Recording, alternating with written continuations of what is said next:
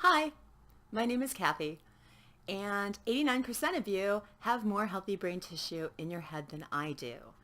That's why the weird channel name of MS in the 11th percentile. I talked somewhat about how I got there and what kind of effects it's had on my life.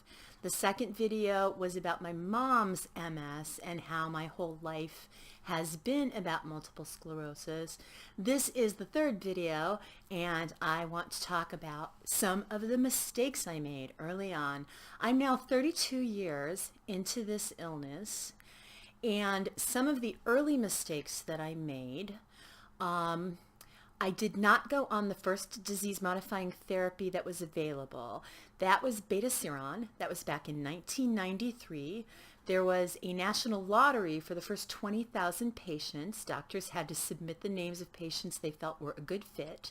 My name was submitted, and I was chosen as one of the 20,000.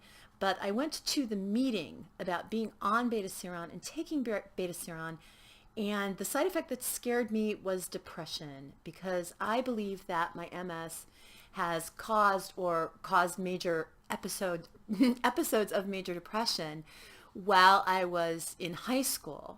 And all I could think when I saw that with beta seron is I don't want to dose myself with depression. I would rather be in a wheelchair happy than walking around wishing I was dead. So depression is a terrible side effect. A lot of MS patients suffer from it.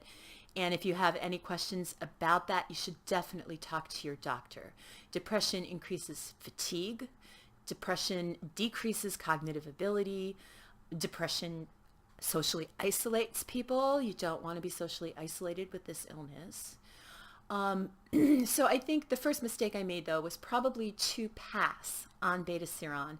And then Avonex, which was a very closely related interferon, came out next. And I was not big on the side effects of that one either. It seemed like you were shooting yourself full of flu for about 3 days a week. And people's experiences describing what it was like to be on it were all over the place. And so there I am delaying again. Even though I'd been diagnosed in 1988, I had 2 treatments that I could have been on that I decided not to take. And my doctors at the time weren't pushing me. So these disease-modifying therapies are still very new, and a lot of the doctors had not seen them in clinic yet or seen the changes that they could make for people outside of the study results. So they weren't seeing them in their patient populations right away. They weren't seeing the immediate differences. So I took a pass. Finally, when Copaxone was released, and it was glutarimer acetate, which is a completely non-interferon chemical, I decided that was the drug for me. Even though it was a daily shot, and many people went, how can you shoot yourself every day with a needle? And I said, I picture myself in a wheelchair, and I load up that shot, and I stab it right in myself. So no problems with Copaxone. I was on it for 16 years. The side effects that I did have from Copaxone were very, very, what I would call minor. I do have, however, the, what do they call it, lipid necrosis, or, where the fat cells under the skin die, and it causes the dimpling. That's a known side effect. I'll probably think of the name of it. Oh, lipoatrophy. Lipoatrophy, not unsimilar to brain atrophy. Lipoatrophy in the shot sites.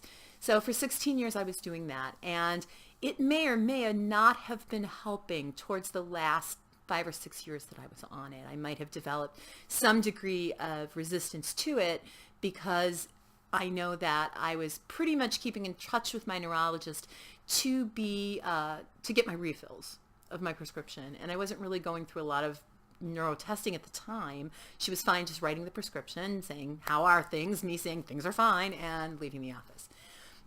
So I stayed on doing that until 2013, when I caught a really miserable flu, like the real flu.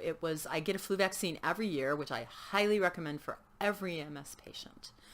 But that year, the flu vaccine missed the particular flu that I and my 80-year-old father got.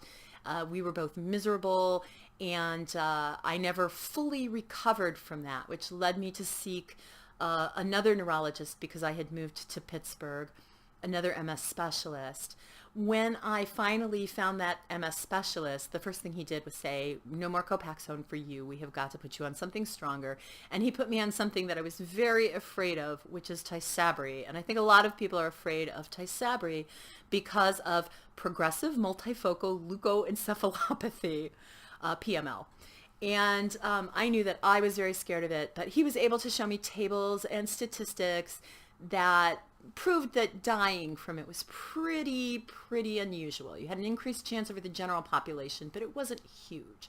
And they were starting to understand the mechanism behind why Tysabri was causing PML, and that's the JC virus, which they check for every 3 months while you're on Tysabri.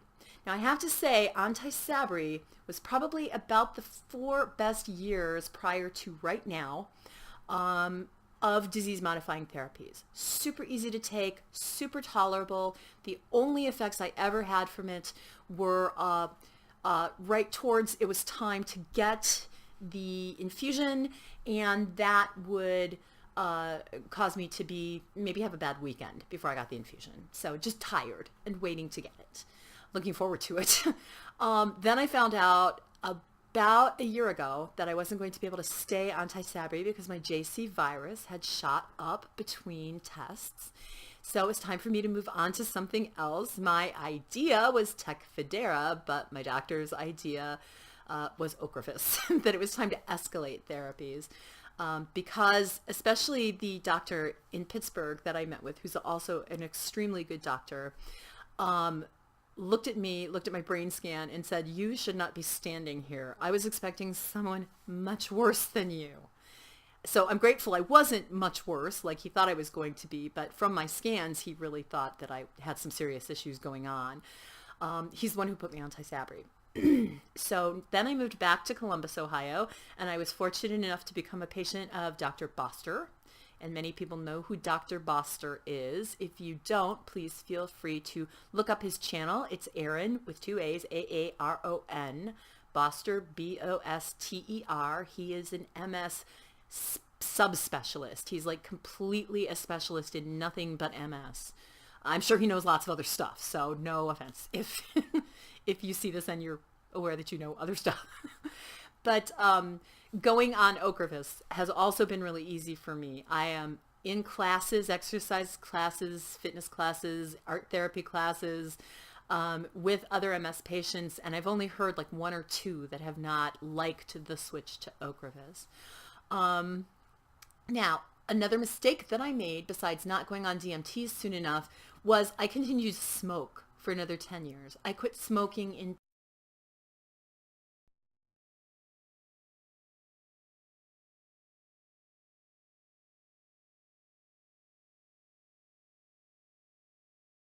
was a ridiculous choice for me to have made between 92 and 2002 to have been a cigarette smoker. Basic lifestyle issues. I had terrible habits. I was lazy, sedentary. Every time I was told something would help improve my fatigue level, which used to be unbearable, I would say, no, this is what MS does. You just go downhill eventually, and you're just going to end up there downhill, and that's what the disease does, even I thought with these disease modifying therapies.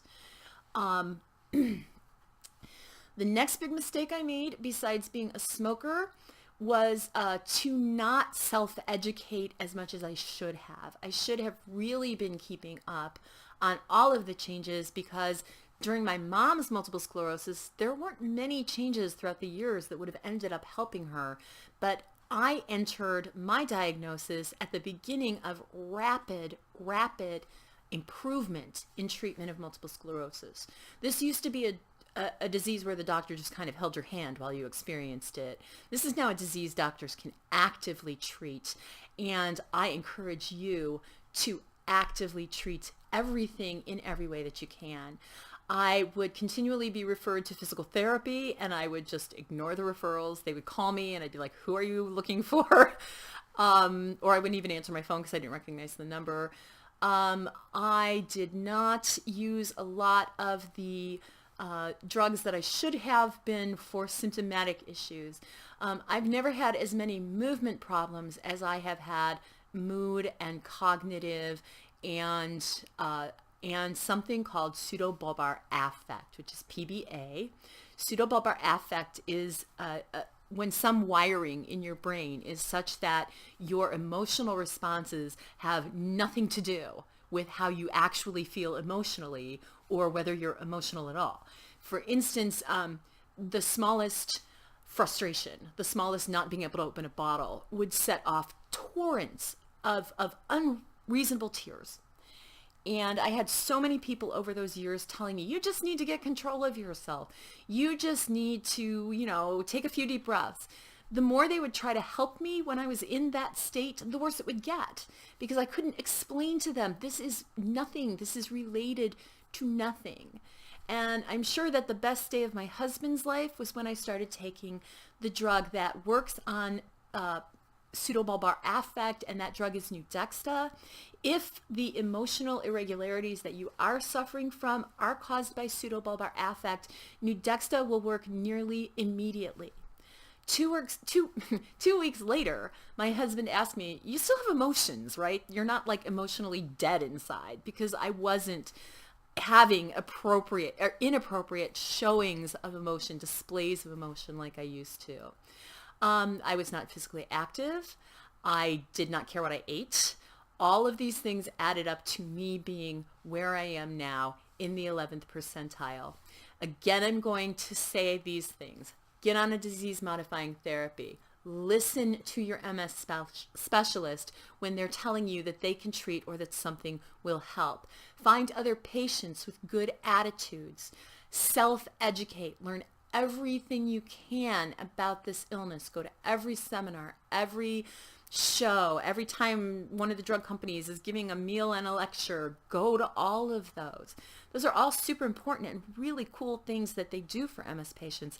I wasn't participating in any research really, or any MS walks or charity, nothing like that. I just kind of wanted to forget as much as I could and just live life like I didn't have it, but that led me to make some really, really bad choices. If you'd like to avoid having a brain that's in the 11th percentile, meaning that 89% of people will have more brain than you do, I recommend not doing any of those things. Don't be slow, don't smoke, take all the treatments, don't ignore the advice of your doctors. Once again, I will say, I am not a healthcare professional, however, and if you hear something from a healthcare professional that disagrees with something that I have said, they are correct and I'm wrong. Okay, except for one thing. If they're telling you it's okay to not be on a disease-modifying therapy, you need to talk to a different neurologist. That is not the right neurologist for any MS patient. Thanks for watching. This one's called Mistakes I Made.